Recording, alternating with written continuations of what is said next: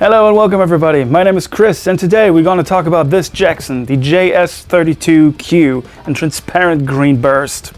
Let's go!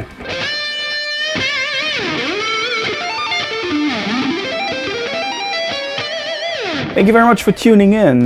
This isn't a sponsored video. I bought the guitar with my own money for backup and rehearsal purposes and all that. And I'm going to tell you all about it now, how it feels, how heavy it is, how it compares to like proper high-end instruments and all that goodness. If you want to skip ahead to the sound clips, you can find them via the description and the timestamps and all that.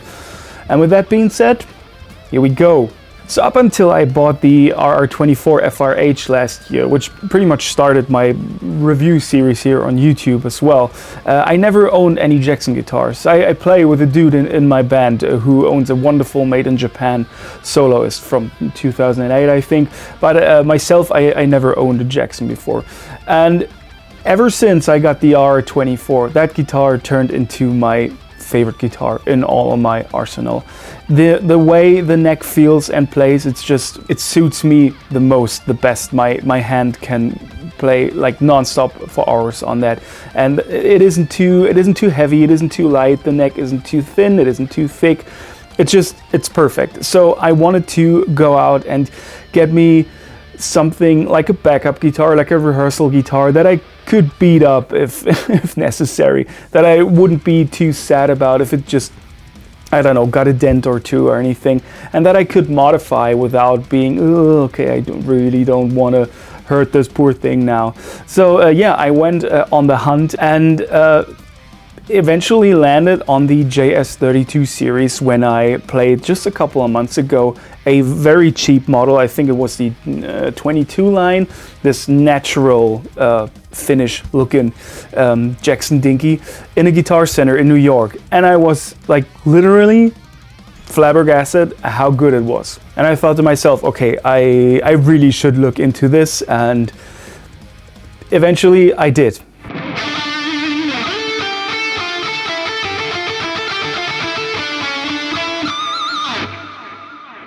So fast forward a couple of weeks to like literally 3 days ago, I'm going to my music store of choice and yeah, just trying to look for JS Jacksons and in the hopes that I find something that plays as good as the one that I played in New York. And I find this one right here in like transparent green burst, I think it is called. And I pick it up from the wall, and yeah, of course it must have hung there for a while. The strings weren't that good anymore, but still I picked it up, plugged it in, and I'm like, this is great. Like, this is literally exactly what I want it to be for that price, you know? So what do we actually have on this guitar? There's two Jackson high output pickups, I think they're called, just your regular passive pickups, I would say. A tone knob and a volume knob, which really need a lot of strength to turn, which is not my favorite, but I'll talk about that later. Three-way switch, which is actually pretty satisfying to use. It's not as flubby as other ones that I've seen in the past. A bolt-on neck with a classic, you know, the square-shaped back plate. Regular tuners, no locking tuners, no nothing. Can you see that? There it is, right? And that's pretty much that. You have a string-through construction, as you can see here. And there it goes into a stop tail. I will put the actual specs of the guitar in terms of what wood it is made and all that on the screen right now, so you can check it out if that interests you. It's also on the Jackson website and all that. Personally, and I said that in loads of my other guitar reviews, I don't really care. And I know some people like to research that stuff and they have a clear preference. Okay, the neck needs to be made from this wood and the body needs from this wood. Personally, for me, is all right, whatever it is made of. I'm usually good with it. I couldn't tell you how this kind of wood sounds and how this wood is supposed to sound. So if it feels good, it's good for me, you know. What I wish this would have, but I know that it's just not available in that price range, would be an ebony fretboard.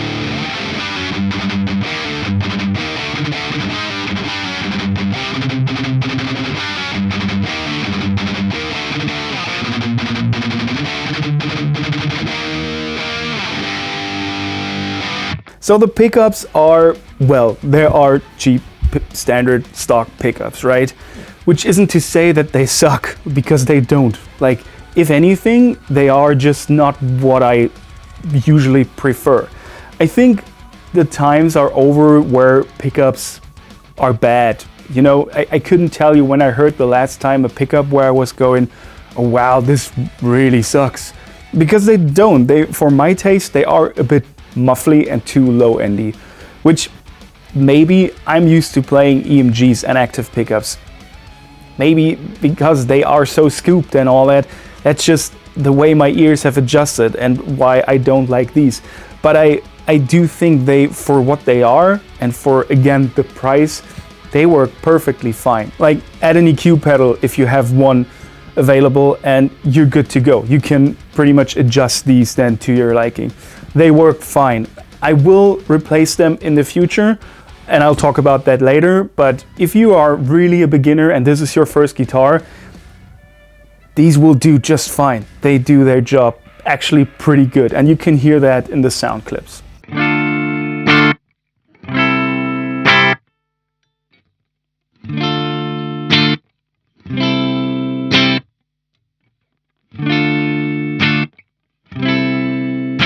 Now the bolt-on neck design on here is what it is. It is all right. I'm personally not a fan of bolt-on necks that use these, like the classic square-shaped backplates. I much prefer it, if bolt-on, it to be like something like this, a more like modern bolt-on touch. Or maybe even, like, I know that Fender does like a bit more rounded backplates these days. This is what I prefer when it comes to bolt-ons. But in actuality, like, my very clear preference would be a neck-through design, like on the RR24 FRH. But again, coming back to, this was just pretty much a backup rehearsal cheap option for me. I'm totally fine with it. And yes, of course, it's not as easy to reach the 24th fret as with a neck-through design. But I mean, there are like custom shop Charvels and Jackson guitars that have this actual design. So some people must prefer it that way. So I'm not gonna talk shit about that at all. Totally fine, not my preference. Still, I can play with this just fine and can solo and can shred, and that's all right.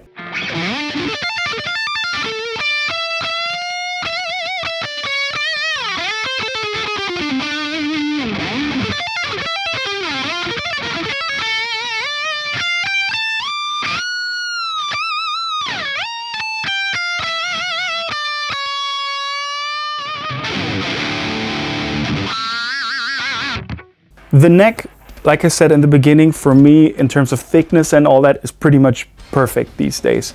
They aren't as flat as Ibanez necks, they aren't as round as ESP and E2 necks. So, of course, this is all very subjective and people have their clear preferences.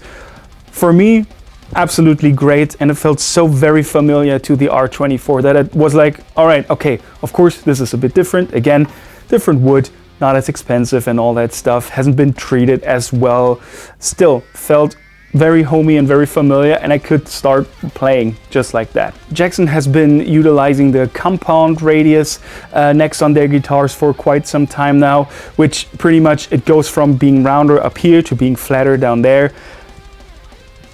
That is so good. I came to, like, I got so used to that because I play the Rhodes so often that I can now feel it not being on my other guitars. And I think what a wonderful invention that is. I would love to have that on every guitar. So this goes from 12 to 16 inches. And yeah, the tuners on here are pretty much your standard stock Jackson tuners. They aren't locking or anything. They're just, does this go into focus? Come on, camera. Do me a solid. Oh, whatever. Yeah, it's just, like I said, standard tuners, nothing too exciting about them. Tuning stability, as far as I can judge, like after 3 days, is pretty good. It's not perfect, but in order to really judge tuning stabilities, and if you're a beginner guitar player, listen closely now, you really need to stretch your strings and play everything in. Because if the strings aren't stretched enough, they will adjust and go in and out of tune. It doesn't matter how good the tuners then are. So, like I said, these are all right. I do tend to play a bit more aggressively. My vibrato is pretty heavy-handed and all that. I do have a lot of amplitude, I think would be the right word for that. So rather a Zakk Wylde style vibrato than an Eric Clapton one. The G string suffers a lot from that, or when you do like really heavy pinch harmonic vibratos and bends, and then you will get it out of tune with the proper amount of force. But I mean, yeah, okay. If you are really a beginner, you probably won't be able to do that yet anyway, so this shouldn't be too much of an issue. I will swap these eventually for better ones. Again, if you just start out, they will do you just fine. Just remember, stretch your strings, very important. I learned that way too late.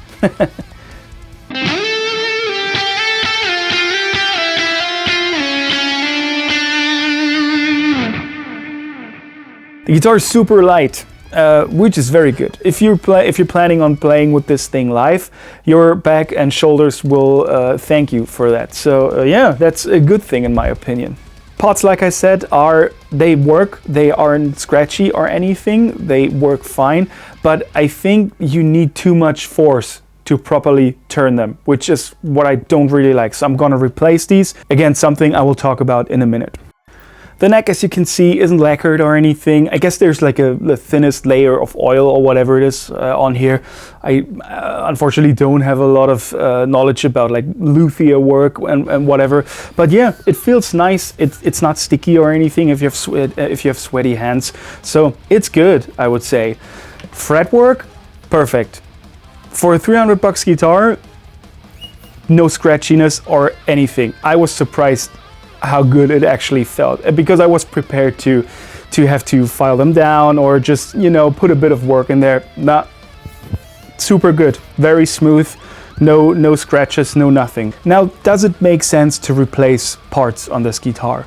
I think it does, and I will do so eventually, maybe in a week or two after I finish this video and record it a bit with the pickups. I will swap stuff out just for it to give it the, you know, it's already at like 80 or 90% with what it is, and I want to push it to close to 100. So eventually I will swap out the pickups. I do have a set of bare knuckle Rebel Yells still here, so these will go in here, and when that's the case, I will make an update video and record a couple of comparison sounds and all that.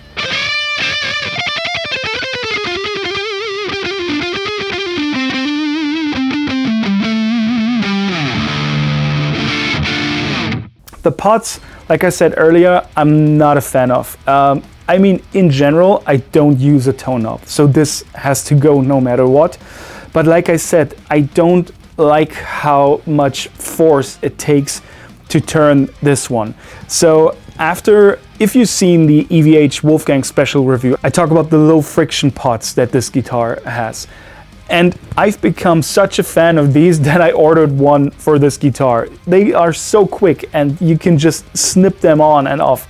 That's amazing, and I want this to be on here the case. So the tone knob goes out and the volume knob will then go into this position. So I have all the space that I need right here.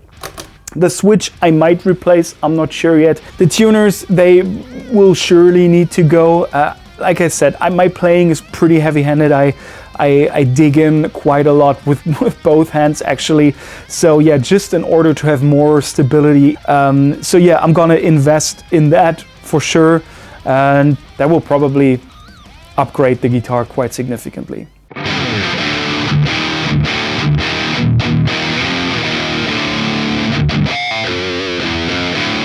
Final verdict. It's just good. It's really just good. And I know I'm repeating myself, but this isn't just for beginners. If you set up the guitar how you like it, if you maybe swap out one part or two parts, this is an absolutely viable option for serious music making, on stage, in the studio, wherever. Again, of course, it doesn't compare to a custom shop guitar. But still, if you know how to set up this instrument, this will get you far. Like, if you're a seasoned guitar player, you already know this, but if you're a beginner, the setup of a guitar is pretty much what determines the feel of it the most. If you have a custom shop guitar for 7 grand or whatever and don't know how to set it up, and the neck is crooked and the action is too high and the pickups are too high or too low, it'll play like ass. It doesn't matter how expensive it was. The neck will feel nice and it probably like weigh a bit and it feels like sturdy and probably smells like value, but it will play like ass. And yeah, if you set this up great, this will feel a lot more than just 300 bucks. So I am totally convinced, like I said, that this is a working horse for musicians of all levels, if you will. So my absolute recommendations, and good job, Jackson. Like, this is pretty nuts.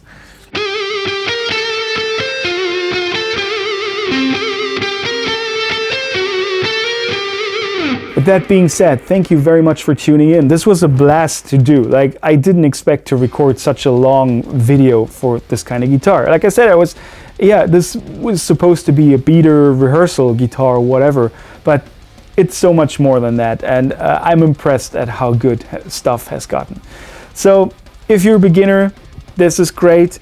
If you already know what you're doing and you need something where it doesn't matter if it gets a dent or two, or even if it gets stolen, this should be your choice as well.